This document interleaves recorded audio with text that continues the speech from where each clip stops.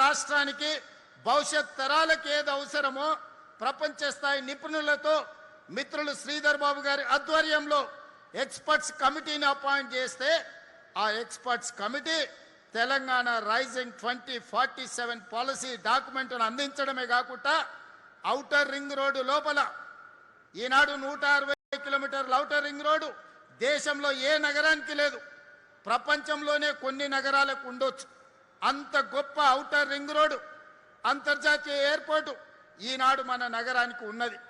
ఆ outer ring road లోపల 1,34,00,000 జనాభా తెలంగాణ నుంచే కాదు, ఇతర జిల్లాల నుంచి, ఇతర రాష్ట్రాల నుంచి, ఇతర దేశాల నుంచి ఉద్యోగ ఉపాధి అవకాశాల కోసం లక్షలాదిగా తరలి వస్తున్నారు. ప్రతి సంవత్సరం 3% జనాభా వేగంగా విస్తరిస్తున్నది మన ఈ మహానగరంలో. మరి మహానగరం హైదరాబాద్ మున్సిపల్ కార్పొరేషన్ అని ఒక్క మున్సిపల్ కార్పొరేషన్ ఉండే. మేడ్చల్ పోతే గ్రామ పంచాయతీలు, మున్సిపాలిటీలు, మున్సిపల్ కార్పొరేషన్లు, జిహెచ్ఎంసి 4 రకాల పరిపాలన. సర్పంచ్కు మున్సిపల్ చైర్మన్కు సఖ్యత ఉండదు. మున్సిపల్ చైర్మన్కి అక్కడుండే బోడుపల్లి మేయర్కు సఖ్యత ఉండదు. అక్కడుండే మేయర్కు హైదరాబాద్ మేయర్కి పరిచయమే ఉండదు. ఎవరి అనుమతులు వాళ్ళయే, ఎవరి పన్నులు వాళ్ళయే. నీళ్ళకు కష్టం వస్తే ఏడికి వాళ్ళనో తెలియదు, వర్షం వస్తే నీళ్లు నిలబడితే ఎవరిని అడగాలనో తెలియదు, డ్రైనేజ్ లీక్ అయితే ఎవరికి చెప్పుకోవాలనో తెలియదు, చెత్త మురిగిపోతే ఎవరితో మాట్లాడాలనో తెలియదు, కరెంటు కట్ అయితే ఎవరికి చెప్పాలనో తెలియని పరిస్థితి. అందుకే తాగే నీళ్ళ కోసం కావచ్చు, వేసే చెత్త కోసం కావచ్చు, వేసుకునే రోడ్ల కోసం కావచ్చు, అండర్ గ్రౌండ్ డ్రైనేజ్ కావచ్చు, మున్సిపల్లో ప్రతి పని క్రమ పద్ధతిలో అభివృద్ధి జరగాలి అంటే ఏమి చెయ్యాలి అని మేము నిపుణులను అడిగినాం. ఆ నిపుణులందరూ కలిసి ఒక సలహా ఇచ్చిండ్రు. ఈ కోర్ అర్బన్ రీజియన్ ఏదైతే ఉందో క్యూర్ ప్రాంతం ఔటర్ రింగ్ రోడ్డు లోపల 2100 స్క్వేర్ కిలోమీటర్లను 3 కార్పొరేషన్లుగా విడదీయండి. ముఖ్యంగా సైబరాబాద్ కార్పొరేషన్ అంతర్జాతీయ స్థాయిలోనూ పేరు గడిస్తుంది. ఈరోజు అమెరికాలో ఉండే సిలికాన్ వ్యాలీకి ఎంత పేరుందో మన సైబరాబాద్ కూడా అంతే పేరుంది. ఇవాళ మన రాష్ట్రం నుంచి ఎగుమతులు అవుతున్న ఐటీ విలువ 60% ఈ సైబరాబాద్నే ఉంది. ఇవాళ భారతదేశంలో ఐటీ ఉత్పత్తుల ఎగుమతిలో 16.77% మన సైబరాబాద్ నుంచే ఈరోజు దేశ ఆర్థిక వ్యవస్థలో ఈరోజు మన కంట్రిబ్యూషన్ ఉన్నదని నేను తెలియజేస్తున్నా. అలాంటిది అన్ని ఆలోచన చేసి ఈనాడు ఈ ప్రక్క నుండే మైపాల్ యాదవో లేకపోతే జగదీష్ గౌడో లేకపోతే గంగాధరో ఇంకో కార్పొరేటరో పని ఉంటే ఎక్కడో హైదరాబాద్కి వెళ్ళాలి. ఈ బస్తీలలో ఉండేటోళ్ళు ఎవరనుంటే గోపన్పల్లి తండా నుంచి చిన్న పని ఉంటే ఎక్కడికో వెళ్ళాలి. అక్కడికి వెళ్తే గుర్తుపడతారో లేదో మనకు తెలియదు. మన సమస్యలు వాళ్ళకి అర్థమవుతాయో అర్థం కావో మనకు అర్థం కాదు. అందుకే ఆలోచన చేసి ఒక పద్ధతి ప్రకారం ఈనాడు గ్రేటర్ హైదరాబాద్ మున్సిపల్ కార్పొరేషన్ ఒక పక్కన 150 డివిజన్లతోటి, ఈనాడు సైబరాబాద్ మున్సిపల్ కార్పొరేషన్ 76 డివిజన్లతోని సైబరాబాద్ మహానగరపాలిక సంస్థను పెట్టుకున్నాం. 74 డివిజన్లతోని మల్కాజ్గిరి మున్సిపల్ కార్పొరేషన్ ఏర్పాటు చేసుకున్నాం. ఎవరికి వాళ్ళు ఈరోజు ఈ సైబరాబాద్ మున్సిపల్ కార్పొరేషన్లో కుత్బుల్లాపూర్ శాసనసభ నియోజకవర్గం, కుక్కట్పల్లి శాసనసభ నియోజకవర్గం, షేర్లింగపల్లి శాసనసభ నియోజకవర్గాన్ని 3 జోన్లుగా విడగొట్టి ఒక మున్సిపల్ కార్పొరేషన్గా, ఒక సైబరాబాద్ పోలీస్ కమిషనరేట్గా ఈరోజు మనం ఈ కార్పొరేషన్స్ని ఏర్పాటు చేసుకున్నాం. పోలీస్ కమిషనరేట్లను ఏర్పాటు చేసుకున్నాం. ఒకనాడు పోలీసు వాళ్ళకు మున్సిపల్ వాళ్ళకు సఖ్యత లేదు, మున్సిపల్ వాళ్ళకు హెచ్ఎండిఏ వాళ్ళకు సఖ్యత లేదు. అదేవిధంగా మెట్రో వాటర్ వర్క్స్ వాళ్ళకి ఒక పద్ధతి లేదు. అందుకే ఈనాడు పోలీస్ కమిషనరేట్, మున్సిపల్ కమిషనరేట్ని కంప్లీట్గా ఒకే విధంగా ఒకే సరిహద్దులతోని ఈరోజు పరిపాలన సౌలభ్యం కోసం 3 కార్పొరేషన్లను ఏర్పాటు చేసుకున్నాం. అందుకే మిత్రులారా, ఎవరెన్నన్నా రాజకీయాల గురించి మాట్లాడినా నేను ఒక్కటే మాట చెప్పదలుచుకున్నా. ఎన్నికలు వచ్చినప్పుడు రాజకీయాలు చేద్దాం, 2029 ఎన్నికల్లో ఎవరు ఏమైతారో, ఎవరిని ప్రజలు ఆశీర్వదిస్తారో 6 నెలల ముందు రాజకీయాలు మాట్లాడుకుందాం. రాబోయే 2 సంవత్సరాలు రాజకీయాలకు అతీతంగా, పార్టీలకు అతీతంగా, జెండాలకు ఎజెండాలకు అతీతంగా మన ప్రాంతాలను అభివృద్ధి చేసుకుందాం.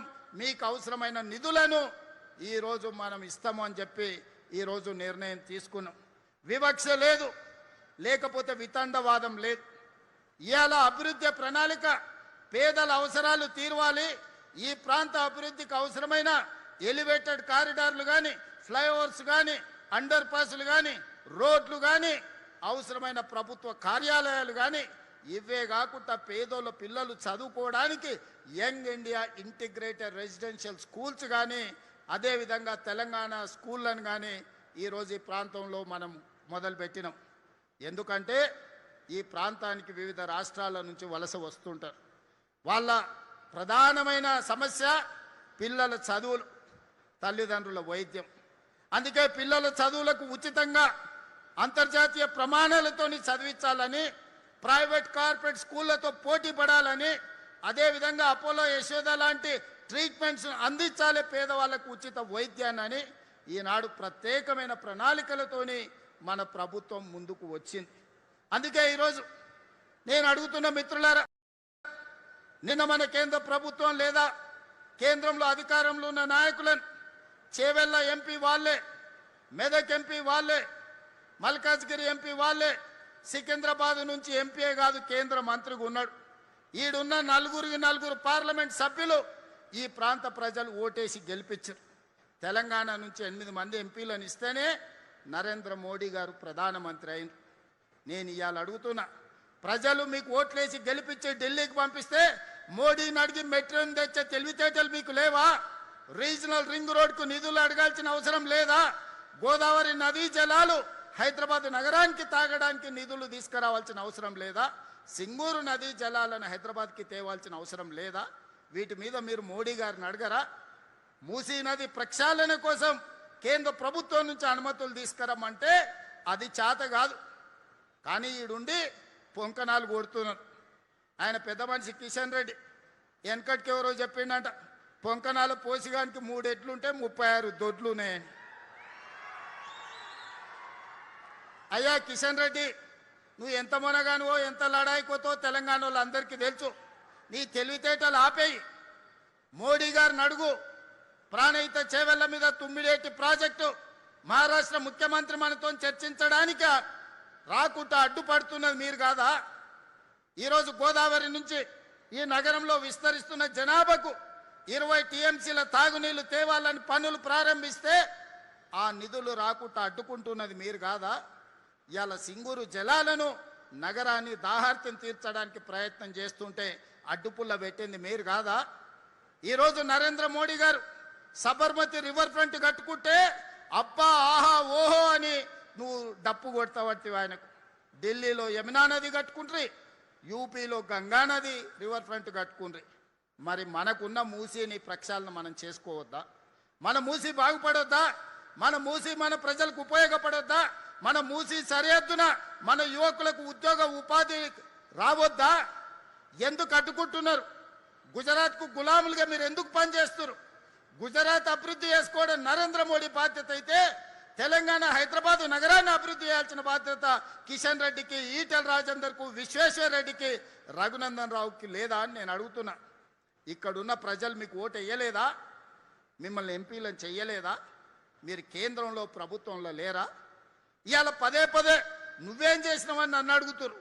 10 ఏళ్ళు ఉన్నాయన, 10 ఏళ్ల తర్వాత ఫామ్ హౌస్లో వండుకున్నాడు. 12 ఏళ్ళు అయింది నరేంద్ర మోడీ వచ్చి. 2 ఏళ్లలోనే ఏమి చేయలేదని నన్ను అడుగుతున్నారు కదా. అసెంబ్లీకి రాండి, 10 ఏళ్లలో ఆయన ఏం చేసిండో, 12 ఏళ్ళలో మోడీ ఏం చేసిండో, 2 ఏళ్లలో నేనేం చేసిండో నేను చర్చ పెడతా. మా పిఎస్సి చైర్మన్ అరకపూడి గాంధీ గారితోనే నేను సమాధానం ఇప్పిస్తా. 2 ఏళ్లలో ఏమేమి పనులు చేసినో, ఏమేమి విధాన నిర్ణయాలు చేసినో, ఏ విధంగా మన రాష్ట్ర అభివృద్ధి కోసం ప్రణాళికలు సిద్ధం చేసినో అసెంబ్లీలో 4 రోజులు దీని మీదనే చర్చ పెడతాం. మీరు రాండి, చర్చ చేద్దాం. ఇలా తప్పించుకోవడం మీ చేతనే అవుతుంది అనుకుంటున్నాం. కానీ ఎలుకకు పొగబెట్టి బయటకు ఎట్లా తేవాళ్ళనో మా కార్యకర్తలందరికీ తెలుసు.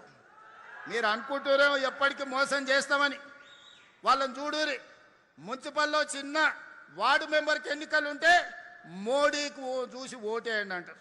నేను అడుగుతున్న కిషన్ రెడ్డి గారిని, మన మోరీలో మురికి తీయాలంటే మోడీ వస్తాడే? ఈడున్నోడు ఎవడన్నా సక్కనైనోడు ఉండాలి. పెళ్లి పెద్దని చూసి పిల్లగానికి పిల్లని ఇస్తే వాడు సంసారం చేయకపోతే పెళ్లి పెద్దని అడుగుతామా?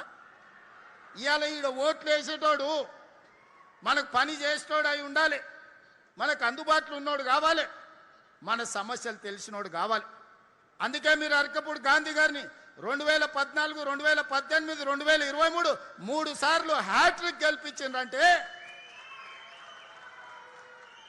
మీ సమస్యల పట్ల అవగాహన ఉండి మీకోసం కొట్లాడుతున్నాడు కాబట్టి 3 సార్లు ఎమ్మెల్యేగా గెలిపించింది.